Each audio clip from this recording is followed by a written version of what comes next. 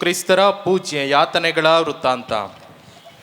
ಯೇಸು ತಮ್ಮ ಶಿಷ್ಯರೊಡನೆ ಹೊರಟು ಕೇದ್ರೋನ್ ಹಳ್ಳವನ್ನು ದಾಟಿ ಅಲ್ಲೇ ತೋಟವನ್ನು ಹೊಕ್ಕರು. ಅವರು ತಮ್ಮ ಶಿಷ್ಯರೊಡನೆ ಆಗಾಗ ಅಲ್ಲಿಗೆ ಬರುವುದು ವಾಡಿಕೆ. ಅವರನ್ನು ಹಿಡಿದುಕೊಡಲಿದ್ದ ಯೂದನಿಗೆ ಆ ಸ್ಥಳ ಚೆನ್ನಾಗಿ ಗೊತ್ತಿತ್ತು. ಆದುದರಿಂದ ಯೂದನು ಸೈನಿಕರ ಒಂದು ತಂಡವನ್ನು ಮುಖ್ಯ ಯಾಜಕರು ಮತ್ತು ಫರಿಸಾಯರು ಕಳುಹಿಸಿದ ಕಾವಲಾಳುಗಳನ್ನು ಕರೆದುಕೊಂಡು ದೀವಟಿಗೆ ಪಂಚು ಮತ್ತು ಆಯುಧಗಳ ಸಮೇತ ಅಲ್ಲಿಗೆ ಬಂದನು.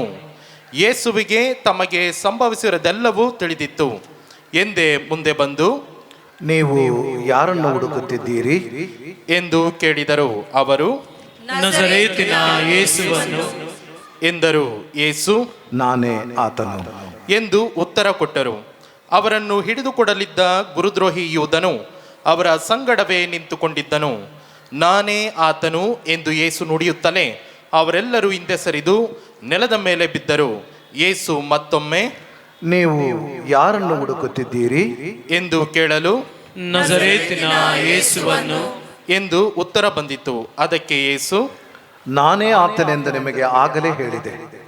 ನೀವು ಹುಡುಕುತ್ತಾ ಇರುವುದು ನನ್ನನ್ನಾದರೆ ಮಿಕ್ಕ ಇವರನ್ನು ಹೋಗಬಿಡಿ ಎಂದು ನುಡಿದರು. ನೀವು ನನಗೆ ಕೊಟ್ಟವರಲ್ಲಿ ಒಬ್ಬನಾದರೂ ಕಳೆದುಕೊಳ್ಳಲಿಲ್ಲ ಎಂದು ತಾವೇ ನುಡಿದ ಮಾತು ನೆರವೇರುವಂತೆ ಯೇಸು ಹೀಗೆಂದರು. ಅಷ್ಟರೊಳಗೆ ಸೀಮೋನ್ ಪೇತ್ರನು ತನ್ನಲ್ಲಿದ್ದ ಖಡ್ಗವನ್ನು ಹಿಡಿದು ಪ್ರಧಾನ ಯಾಜಕರ ಸೇವಕನಾದ ಮಾಲ್ಕನ ಬಲಕಿವಿಯನ್ನು ಕತ್ತರಿಸಿಬಿಟ್ಟನು. ಆಗ ಯೇಸು ಪೇತ್ರನಿಗೆ, ನಿನ್ನ ಖಡ್ಗವನ್ನು ಒರೆಯಲ್ಲಿ ಹಾಕು. ನನ್ನ ಪಿತನೇ ಕೊಟ್ಟಿರುವ ಕಷ್ಟದ ಕೊಡವಿದು. ಇದರಲ್ಲಿರುವುದನ್ನು ನಾನು ಕುಡಿಯದೆ ಹೋದರೆ ಹೇಗೆ ಎಂದು ನುಡಿದರು. ಅನಂತರ ಸೈನಿಕರು ಸಹಸ್ರಾಧಿಪತಿಯು ಯೆಹೂದ್ಯರ ಕಳುಹಿಸಿದ ಕಾವಲಾಳುಗಳು ಯೇಸುವನ್ನು ಹಿಡಿದು ಕಟ್ಟಿ ಮೊದಲು ಅಣ್ಣನ ಬಳಿಗೆ ಕೊಂಡೊಯ್ದರು. ಅಣ್ಣನು ಆ ವರ್ಷ ಪ್ರಧಾನ ಯಾಜಕನಾಗಿದ್ದ ಕಾಯಫನ ಮಾವ. ಸಮಸ್ತ ಜನತೆಗಾಗಿ ಒಬ್ಬನು ಸತ್ತರೆ ವಿಹಿತವೆಂದು ಸಲಹೆ ಕೊಟ್ಟವನು ಈ ಕಾಯಫನೇ. ಸಿಮೋನ್ ಪೇತ್ರನು ಹಾಗೂ ಪ್ರಧಾನ ಯಾಜಕನಿಗೆ ಪರಿಚಿತನಾಗಿದ್ದ ಇನ್ನೊಬ್ಬ ಶಿಷ್ಯನು ಯೇಸು ಸ್ವಾಮಿಯನ್ನು ಹಿಂಬಾಲಿಸುತ್ತಾ ಹೋದರು. ಪರಿಚಿತನಾಗಿದ್ದ ಶಿಷ್ಯನು ಯೇಸುವಿನೊಡನೆ ಪ್ರಧಾನ ಯಾಜಕರ ಮನೆಯ ಅಂಗಳವನ್ನು ಹೊಕ್ಕನು. ಪೇತ್ರನು ಹೊರಗಡೆ ಬಾಗಿಲ ಬಳಿಯಲ್ಲಿ ನಿಂತನು. ಪರಿಚಿತನಾಗಿದ್ದವನು ಅನಂತರ ಹೊರಗೆ ಬಂದು ದ್ವಾರಪಾಲಕಿಗೆ ಹೇಳಿ ಪತ್ರವನ್ನು ಒಳಗೆ ಕರೆದುಕೊಂಡು ಹೋದನು. ಆ ದ್ವಾರಪಾಲಕಿಯು ಪೇತ್ರನನ್ನು ನೋಡಿ, ನೀನು ಯೇಸುವಿನ ಶಿಷ್ಯರಲ್ಲಿ ಒಬ್ಬನಲ್ಲವೇ ಎಂದು ಕೇಳಿದಳು. ಅದಕ್ಕೆ ಪೇತ್ರನು, ಇಲ್ಲ, ನಾನಲ್ಲ ಎಂದು ಬಿಟ್ಟನು. ಆಗ ಚಳಿಯುತ್ತಿದ್ದರಿಂದ ಸೇವಕರು ಕಾವಲಾಳುಗಳು ಇದ್ದನಿಲ ಬೆಂಕಿ ಮಾಡಿ ಸುತ್ತಲೂ ನಿಂತು ಚಳಿ ಕಾಯಿಸಿಕೊಳ್ಳುತ್ತಿದ್ದರು. ಪೇತ್ರನು ಅವರ ಸಂಗಡ ನಿಂತುಕೊಂಡು ಚಳಿ ಕಾಯಿಸಿಕೊಳ್ಳತೊಡಗಿದನು. ಅಷ್ಟರಲ್ಲಿ ಪ್ರಧಾನ ಯಾಜಕನು ಯೇಸುವನ್ನು ಅವರ ಶಿಷ್ಯರ ವಿಷಯವಾಗಿ ಹಾಗೂ ಬೋಧನೆಯ ವಿಷಯವಾಗಿ ವಿಚಾರಿಸಿದನು. ಆಗ ಯೇಸು ಸ್ವಾಮಿ, ನಾನು ಬಹಿರಂಗವಾಗಿಯೇ ಜನರೆಲ್ಲರೂ ಕೇಳುವಂತೆ ಮಾತನಾಡಿದ್ದೇನೆ. ಯೆಹೂದ್ಯರೆಲ್ಲರೂ ಸಭೆ ಸೇರುವ ಪ್ರಾರ್ಥನಾ ಮಂದಿರಗಳಲ್ಲಿಯೂ ಮಹಾದೇವಾಲಯದಲ್ಲಿಯೂ ನಾನು ಯಾವಾಗಲೂ ಬೋಧನೆ ಮಾಡಿಕೊಂಡು ಬಂದಿದ್ದೇನೆ. ಮುಚ್ಚುಮರೆಯಾಗಿ ಏನನ್ನು ಹೇಳಲಿಲ್ಲ. ನನ್ನನ್ನು ವಿಚಾರಿಸುವುದಕ್ಕೆ ನಾನು ಹೇಳಿದ್ದನ್ನು ಯಾರು ಕೇಳಿದ್ದಾರೋ ಅವರನ್ನೇ ವಿಚಾರಿಸಿರಿ. ನಾನು ಬೋಧನೆ ಮಾಡಿದ್ದು ಏನೆಂದು ಅವರು ಬಲ್ಲರು ಎಂದು ಉತ್ತರ ಕೊಟ್ಟರು.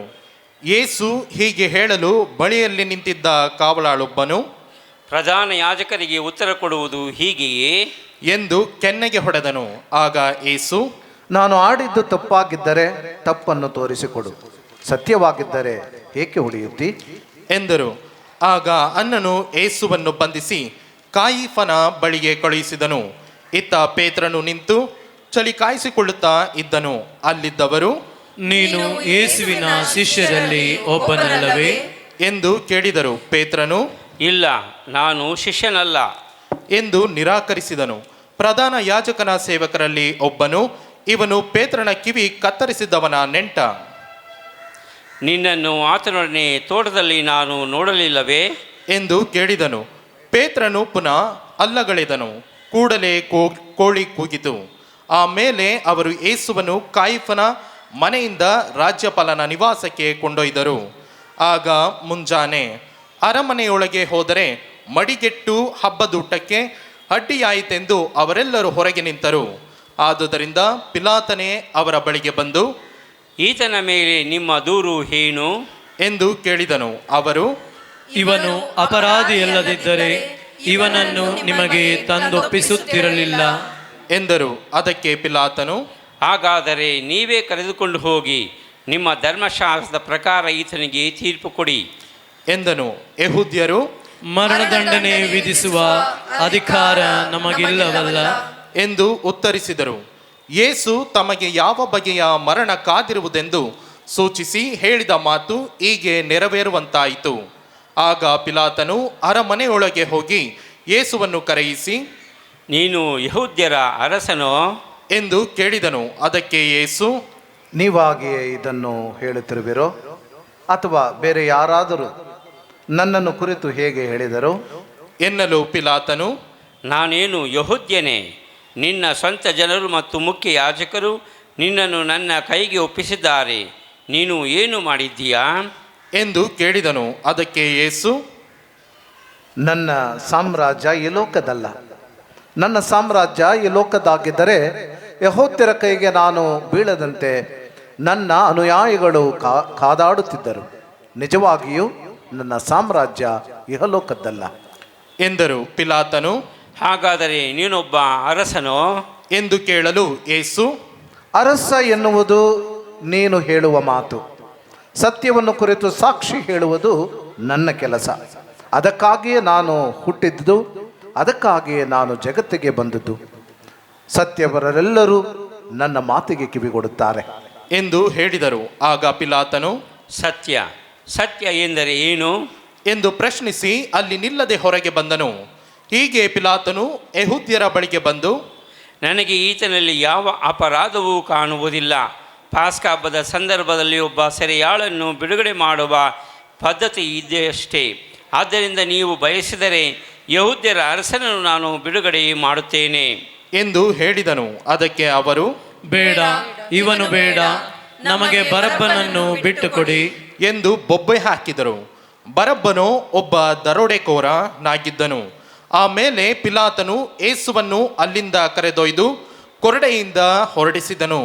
ಸೈನಿಕರು ಮುಳ್ಳಿನ ಕಿರೀಟವನ್ನು ಹೆಣೆದು ಅವರ ತಲೆಗೆ ಮುಡಿಸಿ ಕೆನ್ನೆರಳೆ ಬಣ್ಣದ ಅಂಗಿಯನ್ನು ಅವರಿಗೆ ಉಡಿಸಿ ಹತ್ತಿರ ಬಂದು, ಯೆಹೂದ್ಯರ ಅರಸನೇ, ನಿನಗೆ ಶುಭವಾಗಲಿ ಎಂದು ಜರೆಯುತ್ತಾ ಅವರ ಕೆನ್ನೆಗೆ ಹೊಡೆಯತೊಡಗಿದರು. ಪಿಲಾತನು ಮತ್ತೆ ಹೊರಗೆ ಬಂದು ಯೆಹೂದ್ಯರಿಗೆ, ನೋಡಿ, ನಾನು ಇವನನ್ನು ನಿಮ್ಮ ಮುಂದೆ ತರುತ್ತಿದ್ದೇನೆ. ನನಗೆ ಇವನಲ್ಲಿ ಯಾವ ಅಪರಾಧವೂ ಕಾಣಿಸುತ್ತಿಲ್ಲ ಎಂಬುದು ನಿಮಗೆ ತಿಳಿದಿರಲಿ ಎಂದು ಹೇಳಿದನು.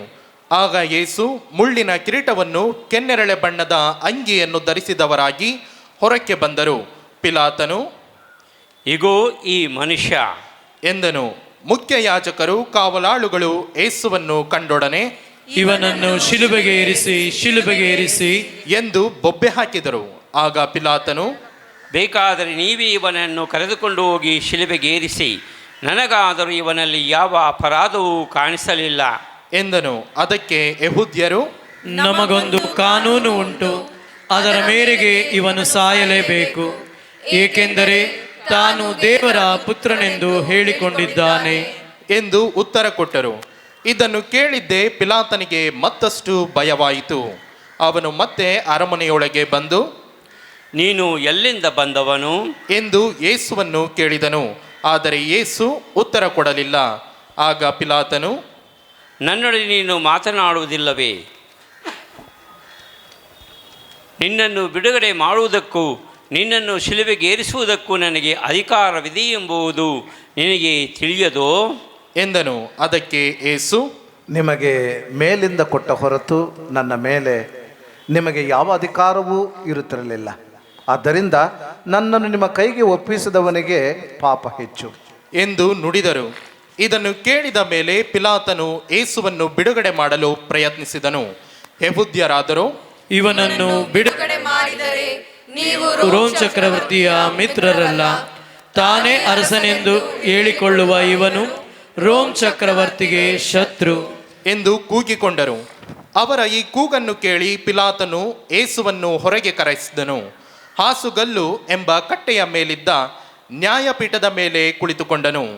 ಯೆಹೂದ್ಯರ ಭಾಷೆಯಲ್ಲಿ ಆ ಸ್ಥಳಕ್ಕೆ ಗಬ್ಬತ ಎಂದು ಹೆಸರು. ಅಂದು ಹಬ್ಬದ ಇಂದಿನ ದಿನ ಮಧ್ಯಾಹ್ನ 12 ಗಂಟೆ ಇರಬಹುದು. ಪಿಲಾತನು ಯೆಹೂದ್ಯರನ್ನು ನೋಡಿ, ಇಗೋ ನಿಮ್ಮ ಅರಸನು ಎಂದು ಹೇಳಿದನು. ಅವರಾದರೋ, ಕೊಲ್ಲಿರಿ, ಕೊಲ್ಲಿರಿ, ಶಿಲುಬೆಗೇರಿಸಿ ಎಂದು ಕಿರುಚಿದರು. ಪಿಲಾತನು, ನಿಮ್ಮ ಅರಸನನ್ನು ಶಿಲುಬೆಗೇರಿಸಲೇ ಎಂದನು. ಅದಕ್ಕೆ ಮುಖ್ಯ ಯಾಜಕರು, ರೋಮ್ ಚಕ್ರವರ್ತಿಯ ಹೊರತು ನಮಗೆ ಬೇರೆ ಅರಸನಿಲ್ಲ ಎಂದು ಉತ್ತರ ಕೊಟ್ಟರು. ಕಡೆಗೆ ಪಿಲಾತನು ಯೇಸುವನ್ನು ಶಿಲುಬೆಗೇರಿಸುವುದಕ್ಕಾಗಿ ಅವರಿಗೆ ಒಪ್ಪಿಸಿಬಿಟ್ಟನು. ಅವರು ಯೇಸುವನ್ನು ತಮ್ಮ ವಶಕ್ಕೆ ತೆಗೆದುಕೊಂಡರು. ಯೇಸು ತಮ್ಮ ಶಿಲುಬೆಯನ್ನು ತಾವೇ ಹೊತ್ತುಕೊಂಡು ಕಪಾಲ ಎಂಬ ಸ್ಥಳಕ್ಕೆ ಹೋದರು. ಇದಕ್ಕೆ ಯೆಹೂದ್ಯರ ಭಾಷೆಯಲ್ಲಿ ಗೊಲ್ಗೊತಾ ಎಂದು ಹೆಸರು. ಅಲ್ಲಿ ಯೇಸುವನ್ನು ಶಿಲುಬೆಗೇರಿಸಿದರು. ಅವರ ಅಕ್ಕಪಕ್ಕದಲ್ಲಿ ಇನ್ನಿಬ್ಬರು ಶಿಲುಬೆಗೆ ಹಾಕಿದರು. ಪಿಲಾತನು ಒಂದು ಫಲಕದ ಮೇಲೆ ನಜರೇತಿನ ಯೇಸು, ಯೆಹೂದ್ಯರ ಅರಸ ಎಂದು ಬರೆಸಿ ಶಿಲುಬೆಯ ಮೇಲ್ಗಡೆ ಇರಿಸಿದನು. ಯೇಸುವನ್ನು ಶಿಲುಬೆಗೇರಿಸಿದ ಸ್ಥಳ ನಗರಕ್ಕೆ ಸಮೀಪದಲ್ಲೇ ಇದ್ದುದರಿಂದ ಹಲವು ಮಂದಿ ಯೆಹೂದ್ಯರು ಆ ಫಲಕವನ್ನು ಓದಿದರು. ಅದನ್ನು ಇಬ್ರಿಯ, ಲತೀನ್ ಮತ್ತು ಗ್ರೀಕ್ ಭಾಷೆಗಳಲ್ಲಿ ಬರೆಯಲಾಗಿತ್ತು.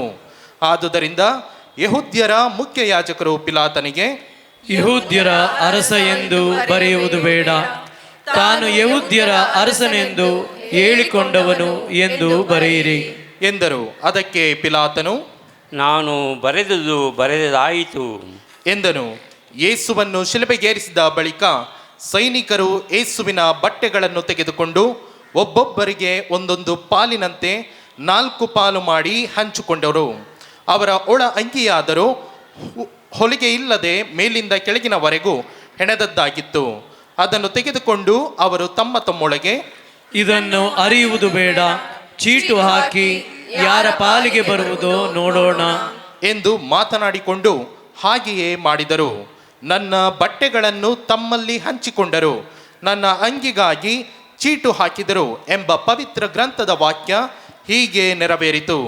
ಯೇಸುವಿನ ತಾಯಿಯ ಸಹೋದರಿ ಕ್ಲೋಫನ ಹೆಂಡತಿ ಮರಿಯ ಮತ್ತು ಮಗ್ದಲದ ಮರಿಯ ಇವರು ಶಿಲುಬೆಯ ಬಳಿಯಲ್ಲಿ ನಿಂತಿದ್ದರು.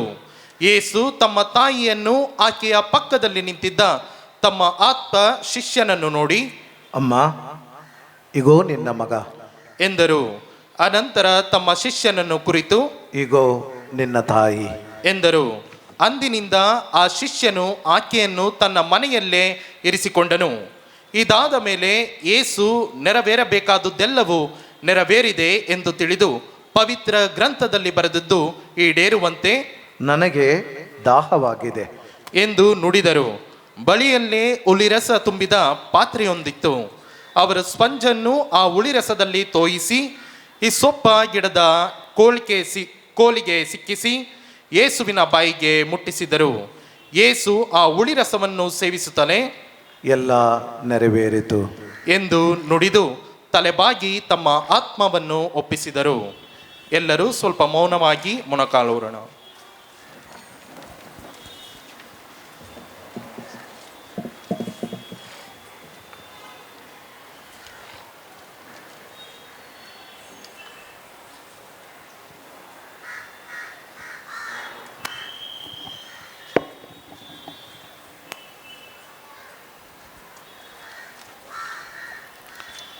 ಅಂದು ಪಾಸ್ಕ ಹಬ್ಬದ ಇಂದಿನ ದಿನ, ಮಾರನೆಯ ದಿನ ಸಬ್ಬತ್ ದಿನವೂ ದೊಡ್ಡ ಹಬ್ಬವೂ ಆಗಿತ್ತು.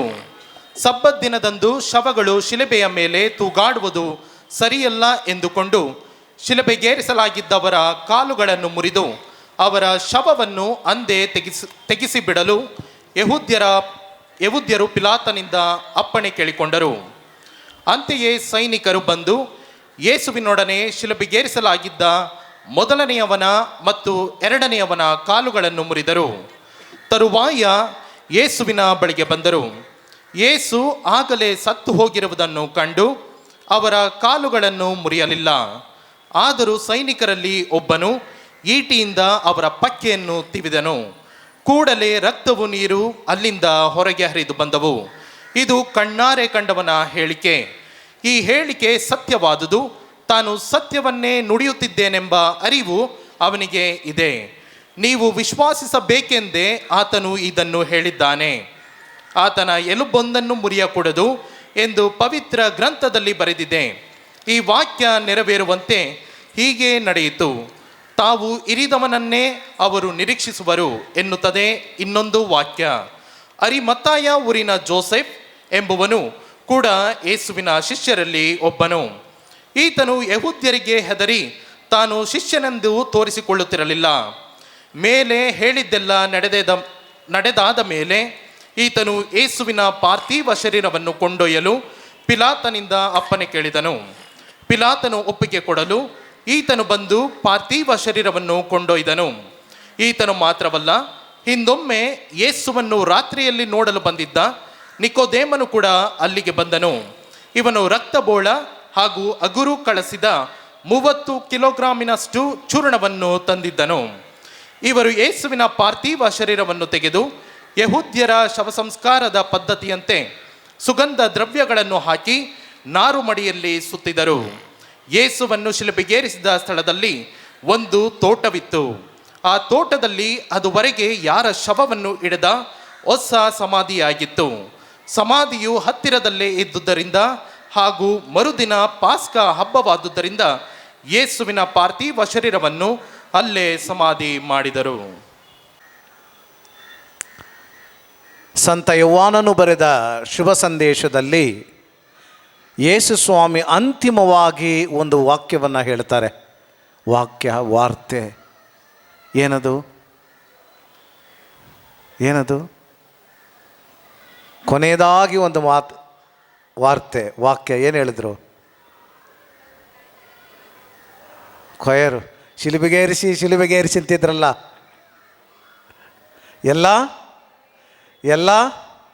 ಎಲ್ಲ ನೆರವೇರಿತು. ಗ್ರೀಕ್ ಭಾಷೆಯಲ್ಲಿ ತೆತ್ತೆಲೆತ್ಸಾಯ್ ಅಂತ ಹೇಳ್ತಾರೆ. ತೆತ್ತೆಲೆತ್ಸಾಯ್, ತೆಲೆಯೋ ಅಂತ ಹೇಳಿದ್ರೆ ಅಂತಿಮ, ಮುಕ್ತಾಯ, ಕೊನೆ. It's over, finished. ತೆಥೆಲ್ ಅಂತ ಪುಸ್ತಕಗಳಲ್ಲಿ ಬರೆಯೋರು. ತೆಥೆಲ್ ಅಂತ ಹೇಳಿದ್ರೆ ಮುಗಿಯಿತು. ಈಗ ನಾವು ಟ್ಯಾಕ್ಸ್ ಕಟ್ಟಬೇಕು ಅಂತ ಹೇಳಿದ್ರೆ, ನೀವು ಸಂಪೂರ್ಣವಾಗಿ ಎಲ್ಲವೂ ಕಟ್ಟಿದ್ರೆ ತೆಥೆಲ್ ಅಂತ ಬರೆಯೋರು. ತೆತ್ತೆಲೆತ್ಸಾಯ್, ಯು ಹ್ಯಾವ್ ಫಿನಿಶ್ಡ್ ಪೇಯಿಂಗ್.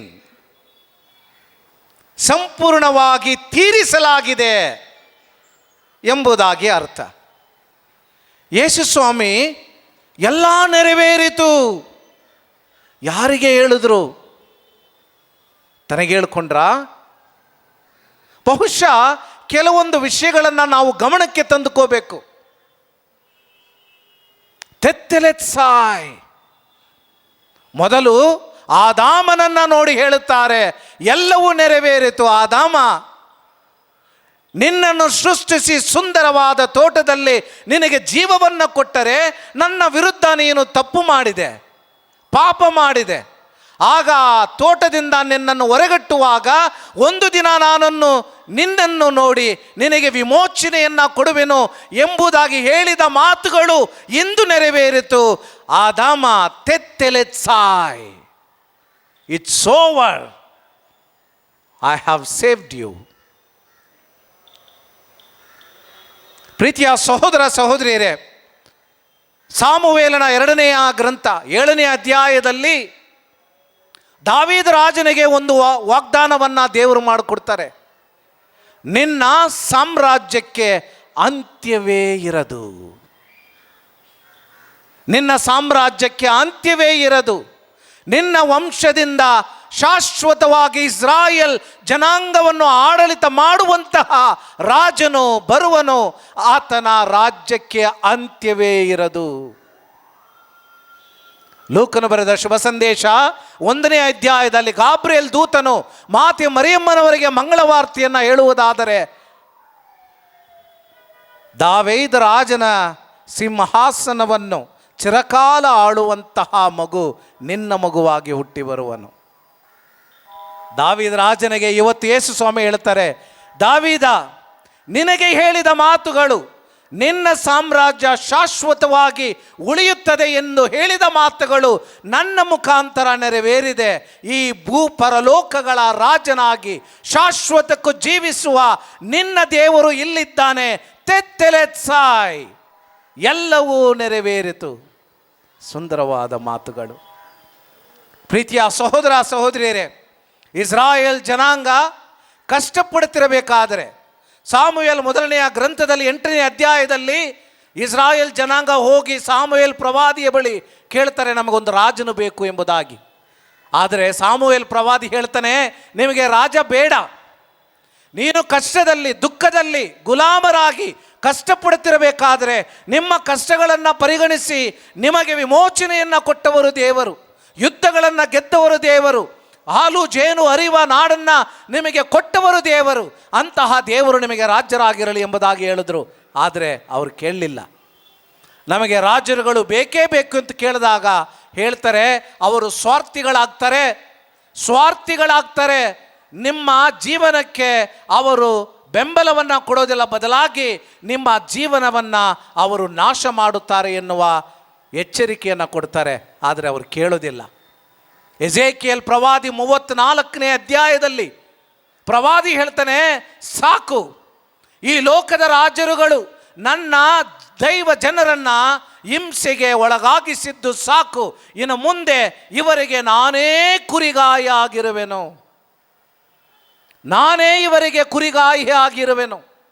ಎಜೇಕಿಯೇಲ್ ಪ್ರವಾದಿಯ ಮುಖಾಂತರ ಹೇಳಿದ ಮಾತುಗಳು. ಯೇಸು ಸ್ವಾಮಿ ಆ ವಾಕ್ಯಗಳನ್ನು ಮತ್ತೆ ಮನಸ್ಸಿಗೆ ತಂದುಕೊಂಡು ಯೌವಾನರು ಬರೆದ ಶುಭ ಸಂದೇಶ 10ನೇ ಅಧ್ಯಾಯದಲ್ಲಿ ಹೇಳ್ತಾರೆ, ನಾನೇ ನಿಜವಾದ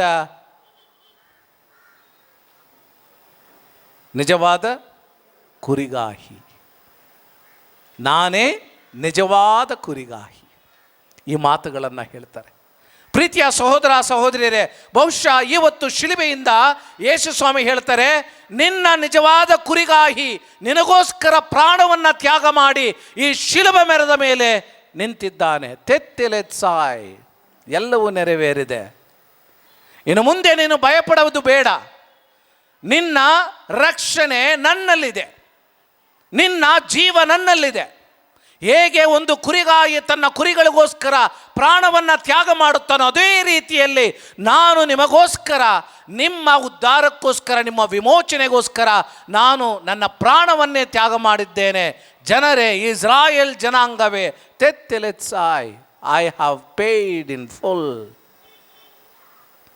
ಪ್ರೀತಿಯ ಸಹೋದರ ಸಹೋದರಿಯರೇ, ಮಾತ್ರವಲ್ಲದೆ ಯೇಸು ಸ್ವಾಮಿ ಕಾಣಾ ಊರಿನಲ್ಲಿ ಈ ಮದುವೆ ಹಬ್ಬ ಆಚರಣೆಗಳಲ್ಲಿ ಇದ್ದಾಗ ಅಲ್ಲಿ ದ್ರಾಕ್ಷರಸ ಖಾಲಿಯಾಗಿದೆ. ಮಾತೆ ಮರಿಯಮ್ಮನವರು ಹೇಳ್ತಾರೆ, ಸ್ವಾಮಿ ನೀವೇನಾದರೂ ಮಾಡಬೇಕು. ಆಗ ಯೇಸು ಸ್ವಾಮಿ ತನ್ನ ತಾಯಿಗೆ ಒಂದು ಮಾತನ್ನು ಹೇಳ್ತಾರೆ. ಏನು ಹೇಳ್ತಾರೆ?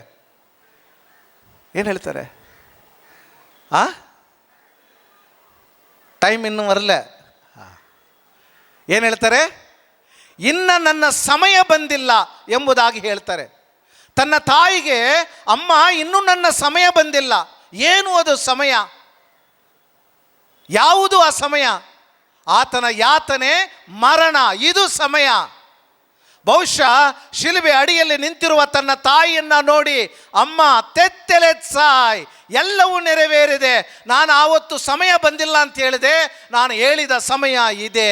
ಇನ್ನು ಮುಂದೆ ನಾನು ನಿನ್ನ ಮಗನು ಮಾತ್ರವಲ್ಲ, ಈ ಭೂಲೋಕದ ರಕ್ಷಕ, ಈ ಭೂಲೋಕದ ಪಾಲಕ, ಈ ಭೂಲೋಕವನ್ನು ರಕ್ಷಿಸುವ, ಮುನ್ನಡೆಸುವ ಒಳ್ಳೆಯ ಕುರಿಗಾಯಿ ಎಂಬುದನ್ನು ಮಾತೆ ಮರಿಯಮ್ಮನವರಿಗೆ ಹೇಳ್ತಾರೆ. ಅಮ್ಮ ತೆತ್ತೆಲೆತ್ಸಾಯ್. ಎಷ್ಟು ಒಳ್ಳೆಯ ಮಾತುಗಳು. ಪ್ರೀತಿಯ ಸಹೋದರ ಸಹೋದರಿಯರೇ, ಇವತ್ತು ಕೂಡ ಯೇಸು ಸ್ವಾಮಿ ಅದೇ ಮಾತುಗಳನ್ನು ನಮ್ಮೊಂದಿಗೆ ಹಂಚಿಕೊಳ್ಳುತ್ತಾರೆ. ತೆತ್ತೆಲೆತ್ಸಾಯ್.